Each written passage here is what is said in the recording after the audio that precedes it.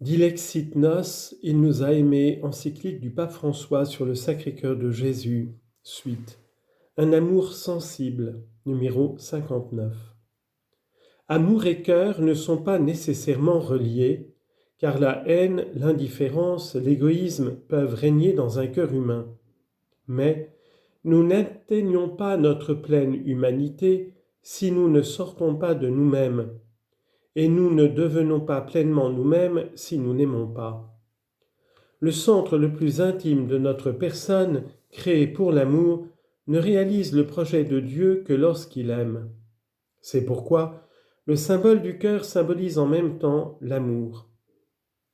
Le Fils éternel de Dieu qui me transcende infiniment a aussi voulu m'aimer avec un cœur humain. Ces sentiments humains deviennent le sacrement d'un amour infini et définitif. Son cœur n'est donc pas un symbole physique qui n'exprimerait qu'une réalité purement spirituelle ou séparée de la matière. Un regard tourné vers le cœur du Seigneur contemple une réalité physique, sa chair humaine qui permet au Christ d'avoir des émotions et des sentiments bien humains, comme nous, quoique entièrement transformés par son amour divin.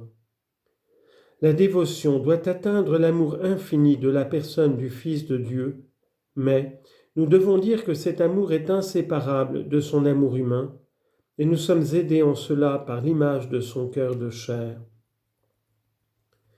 Si aujourd'hui encore le cœur est perçu dans le sentiment populaire comme le centre affectif de tout être humain, c'est lui qui peut le mieux signifier l'amour du Christ uni pour toujours et inséparablement à son amour humain.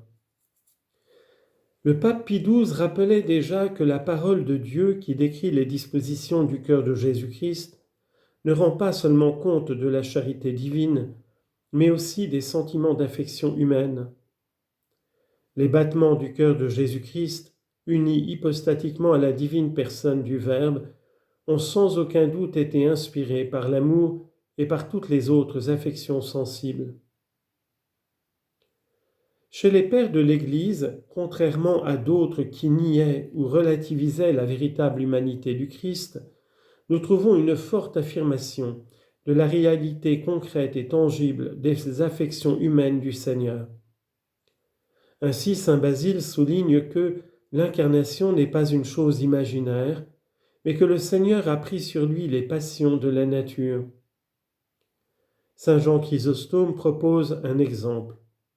S'il n'avait pas eu notre nature, il n'aurait jamais été en proie à la douleur.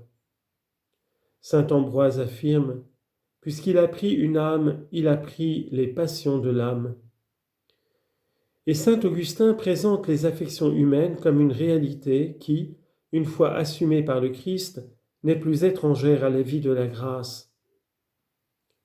Ce qui affecte la faiblesse humaine, comme la chair même de l'humaine faiblesse, ainsi que la mort de la chair humaine, le Seigneur Jésus l'a pris non par une nécessité de sa condition, mais par sa volonté de miséricorde, afin que, s'il arrive à quelqu'un d'être affligé et de souffrir au milieu des tentations humaines, il ne se croit pas pour autant étranger à sa grâce.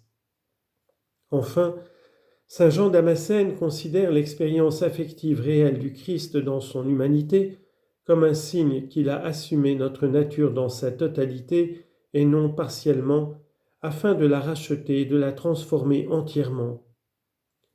Le Christ a donc assumé tous les éléments qui composent la nature humaine, afin que tous soient sanctifiés. Il vaut la peine d'inclure ici la réflexion d'un théologien qui reconnaît qu'en raison de l'influence de la pensée grecque, la théologie a longtemps relégué le corps et les sentiments dans le monde du pré-humain, du sous-humain ou tentateur du véritable humain. Mais ce que la théologie n'a pas résolu en théorie a été résolu dans la pratique par la spiritualité. Celle-ci et la religiosité populaire ont maintenu vivante la relation avec les aspects somatiques, psychologiques et historiques de Jésus. Les chemins de croix, la dévotion aux saintes plaies, la spiritualité du précieux sang, la dévotion au cœur de Jésus, les pratiques eucharistiques, Tout cela a suppléé aux lacunes de la théologie en nourrissant l'imagination et le cœur, l'amour et la tendresse pour le Christ, l'espérance et la mémoire, le désir et la nostalgie. La raison et la logique ont pris d'autres chemins.